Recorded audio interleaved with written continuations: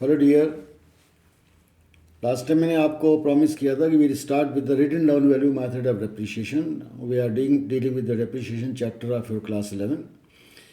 अब written down value method देखिए, इसका नाम ही बता रहा है कि हम डेप्रिसिएशन अब जो कैलकुलेट करेंगे रिटन डाउन वैल्यू पे, रिड्यूस्ड वैल्यू पे।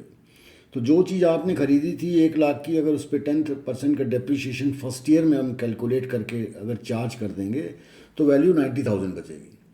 अब की बार हमने क्या करना है, 90,000 पे डेप्रिसिएशन लगाएंगे। फिर जो डेप्रिसिएशन माइनस हो जाएगा फिर तीसरे ईयर में उस वैल्यू पे लगाएंगे, तो value will reduce, it will be reducing, it will written down with the amount of depreciation every year and the residual amount will be rank for the calculation of this depreciation amount. ये इस method का crux है। It is also known as diminishing value method, reducing balance method. इस method में is used only when the rate of depreciation is predetermined. In first year the amount of depreciation charged is high, but gradually when the amount of depreciable asset is reduced तो naturally आपका amount of depreciation भी घटता चला जाएगा हर साल, हर अगले साल कम होता जाएगा उस पर्टिकुलर मशीन के ऊपर। ठीक है, लेकिन ये ध्यान रखना है कि इस मेथड में कभी भी एसेट की वैल्यू ज़ीरो नहीं हो सकती, जो कि स्ट्रेट लाइन में ज़ीरो हो जाएगी after expiry of its useful time. How to calculate it? सबसे पहले स्टेप में deduct the amount of depreciation charge from the balance cost of the asset. Asset में पहले साल का डेप्रिसिएशन माइनस कर दीजिए, अब जो बची हुई वैल्यू उस पर परसेंटेज अप्लाई करिए अगले साल के लिए, फिर वो माइनस कर दीजिए, फिर तीसरे साल अप्लाई करिए। इस तरीके से हर बार डेप्रीशिएशन लगने के बाद जो रेजिडुअल वैल्यू, डिमिनिशिंग वैल्यू बचेगी, it will rank for your further calculation of depreciations. अब एक मैंने एग्जांपल लिया है इसमें थोड़ा सा और कॉम्प्लिकेट कर दिया है, सो दैट कि हमें अगर बीच में कुछ सेल भी करना पड़े, और सेल पूरी कंप्लीट असेट नहीं, उसके इसी पार्ट को सेल करना पड़े, तो ऐसा हो जाता है। समटाइम यू में बी मीन्स स्टॉनिश कि ये टुकड़ा कैसे भेजा जा सकता है। तो कई बार हमने देखा है कि machine is made up of various segments. तो कोई एक सेगमेंट, जैसे एक मशीन के साथ एक बॉयलर है, अब बॉयलर ख़त्म हो गया है तो हम ऐसा तो नहीं कि पूरी मशीन बेच देंगे या ख़राब कर देंगे। We can cut the boiler separately, उसको सेपरेट बेच करके we can arrange some new boiler और some new technique can be use. तो इस तरीके से just for the sake of a little damage on little part of an asset we can not discard the entire asset. तो उस case में हमें question में दिया होगा इतना पार्ट इसका बेच दिया। देखिए, let us see the example. X limited purchase a machine on 30/9। Date is very very important, dates are very important, तो you should be very clear. ये आपने 30/9 को खरीदी। द वैल्यू वॉज 2,65,000 और 10,000 इम्पोर्ट ड्यूटी भी दिया, 5,000 कार्टेज दिया और 20,000 ऑन इट्स इरेक्शन। तो please take a note at this point of time, cost price ही वैल्यू नहीं होती है। शुरू में जब वैल्यू निकालनी होती है तो we add all the paraphernalia cost, associated cost to find out the exact value of the asset. Then addition was made. तो please take it as a very simple, addition was made, ऐसा नहीं कि उसके ऊपर कोई addition किया गया। एक और machine, additional machine was purchase for ₹2 lakh. This is done on means 1/4/17। ये थी 30/9/16 की, दूसरी है 1/4/17 की। ऑन 30/6/18, ये बीच की डेट आ गई, 1/3 of the first machine which was bought on 30/9/16, it was dispose off for ₹70,500। Sale value is given. और उसी दिन bought yet another machine of ₹1,20,000। तो थोड़ा सा मैंने कॉम्प्लिकेटेड और मीन्स बड़ा सा एग्जाम्पल ले लिया, so that we can understand all those problems which can arise to the students at this moment when a part is sold and every time another machine is purchased and the different dates are also there. अब वो कह रहे हैं कि 10% WDV return down value से करिए और account आपका फाइनेंशियल ईयर बेसिस पे क्लोज होता है। यहाँ फिर से आपको बता दें कि ईयर 3 तरीके के होते हैं, it will be given in your question. Accounting period is the period in which you are going to close your books, right? And then after calendar year starts from 1st January to 31st December, and finally your one more year is there, that is the financial year that starts on 1st April every year and it closes on 31st March. This is the government year also. अब देखिए इसका working note, मैंने बताया working note once it is clear तो आपको इसको post करने के लिए कोई दिक्कत नहीं आएगी। जो मैंने आपको पिछली बार फार्मूला बताया था, परचेज एंड प्रॉफिट डेबिट में डाल दीजिए जिस ईयर का हो, और sale depreciation and loss on the credit side. See, ये वर्किंग नोट है।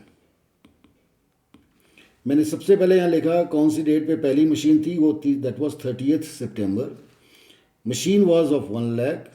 तो मैंने इसको क्या किया, दो टुकड़ों में बांट दिया। Why? Because they are saying 1/3 of the first machine which was actually of 3 lakh. How come 3 lakh? देखिए आप कंफ्यूज हो रहे होगे। 2,65,000 इसकी कॉस्ट है, 10,000 इम्पोर्ट ड्यूटी वो ऐड कर दीजिए, 5,000 उसमें काटेज वो ऐड कर दीजिए, और 20,000 का इरेक्शन। तो 20,525 plus 10 35, 265 plus 35 is equal to 3 lakh, which is use broken into 2 parts. Why broken? Because मुझे मालूम है कि क्वेश्चन के आगे जाकर इसका 1/3 पार्ट मुझे सेल करना है, तो मैंने पहले से अलग कर लिया, सेल को सेपरेट कर लिया, जो कंटिन्यू करेगा उसको मैंने सेपरेट कर लिया।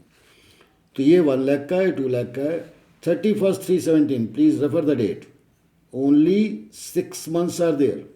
तो 10% कैलकुलेट किया मैंने 6 मंथ्स के लिए, तो दिस इज 5,000, 10,000, और अगले ईयर की ओपनिंग बैलेंस आ गया मेरे पास 1 lakh minus 5,000 is equal to 95, 2 lakh minus 10,000 is equal to 190। ये दो बैलेंसेस मेरे सामने आ गए। अब इसी डेट पे एडिशन हुआ है, देखिए एडिशन डाल दिया मैंने, एक दूसरी मशीन ले ली 2 लाख की, which was given in the question. तो I am following the question, language of question, and accordingly doing my own works. Next year में फिर मैंने डेप्रीशिएशन लगाया। अब पूरे साल का लगेगा, क्योंकि अब सारी की सारी मशीनें जो हैं, दो ये मशीनें मेरे पास 30/9/16 वाली 31/3 तक पहुंच गई थी, यहाँ से यहाँ तक 1 साल हो गया। तो अब इसके ऊपर देखिए डेप्रीशिएशन में लगाऊंगा 9,500। This is just in contradiction of the first value, means first method. वहाँ पर मैंने डेप्रीशिएशन लगाना था 1 लाख पे ही, लेकिन यहाँ बची हुई वैल्यू है, residual value, diminished value, this will be considered for the percentage. तो ये पूरा 1 साल का 9,500, दिस इज 19,000, और this is 20,000 for 1 complete year. तो अगले साल के शुरू में मेरे पास जो बैलेंसेस बचे, 95,000 में से 9,500 माइनस किया तो इट इज़ 85,500, 190 में से 19 माइनस किया 171, और ये इस तरीके से दीज आर दी। अब वो बोले हैं कि हमको 30/6 को बेचनी है। तो अब ध्यान रखिएगा, बेचते समय मुझे 3 काम करने हैं। एक तो मुझे प्रॉफिट एंड लॉस निकालना है, एक मुझे सेल वैल्यू निकालनी है, और एक अप टू डेट डेप्रीशिएशन। जिस दिन बेचेंगे अगर उस करंट ईयर में कुछ टाइम पास हो चुका है तो उसका डेप्रीशिएशन भी मुझे कैलकुलेट करना पड़ेगा। तो 3 महीने, यानी कि देखिए 1 अप्रैल के बाद 3 महीने बाद इसको बेचा गया है, तो इसके ऊपर मुझे 3 महीने का, ध्यान रखिएगा, 3 महीने का डेप्रीशिएशन और कैलकुलेट करके माइनस करना पड़ेगा। Had it been sold on same date, ये अगर 1/4 को ही बिक जाती तो इस डेप्रीशिएशन की ज़रूरत नहीं पड़ती, लेकिन 3 महीने और कंटिन्यू हो चुके हैं, तो 3 महीने का डेप्रीशिएशन निकाला, उसको माइनस करेंगे तो बुक वैल्यू आ जाएगी, और उसमें वो सेल वैल्यू में से उसको माइनस करेंगे तो आपका प्रॉफिट या लॉस आ जाएगा। तो machine sold for a loss of 12,862, ये लॉस निकाल दिया आपने। और फिर उसी दिन एक और परचेज कर ली, दैट इज मशीन नंबर 3, तो परचेज ऑफ मशीन हो गई। तो this all is done on this date. On 31/3/19 इस ईयर का क्लोजिंग आया, ये बिक चुकी है, इसका कोई रोल नहीं बचा। इसके ऊपर फिर मैंने 1 साल का लगा दिया, इसके ऊपर भी 1 साल लगा दिया। अब देखिए लोअर वैल्यूज़ पे लग रहे हैं, नीचे वाली वैल्यूज पे, इस पे 9,000 लगा। Reason is very clear to you, because ये आपने 30/6 को खरीदी थी और अभी 31 दिन हुआ, तो it will B for 9 months only. ये माइनस कर दीजिए, आपके क्लोजिंग बैलेंसेस आ जाएंगे, मतलब ओपनिंग बैलेंस ऑफ 1,419, 31/3 के क्लोजिंग बैलेंस आ गए। अब इनको आपने डालना है उसमें अपने अकाउंट में। तो देखिए अकाउंट जैसे मैंने बताया था, इधर आप डालते जाइए purchase and profit if any, इधर डालिए loss, sale, depreciation and all that. तो these 2 methods we have done.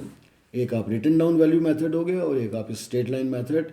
You should focus more on your working note. Working note पे जितना आप फोकस करेंगे ये वैल्यूज़, क्योंकि अगर एक बार ये वैल्यू गलत हो गई तो your account will automatically be wrong. तो अकाउंट को तो मैंने बता दिया how it is to be posted very very quickly and easily. जितना आपने ऊपर मेहनत की है वहाँ पर आपकी मेहनत कम हो जाएगी. So I advise you not to go in this means taking all the machines together. Make a note clearly showing the history of every machine, when depreciated, when loss, when profit. तो ये आपके दोनों method हो गए. This way your chapter depreciation is over. अब अगले videos में हम लोग प्रोविजंस एंड रिजर्व्स करेंगे और वी होप के within 2 3 4 videos we will cover up the entire course of class 11 that is available in my videos. तो please do not forget to subscribe it. Thank you.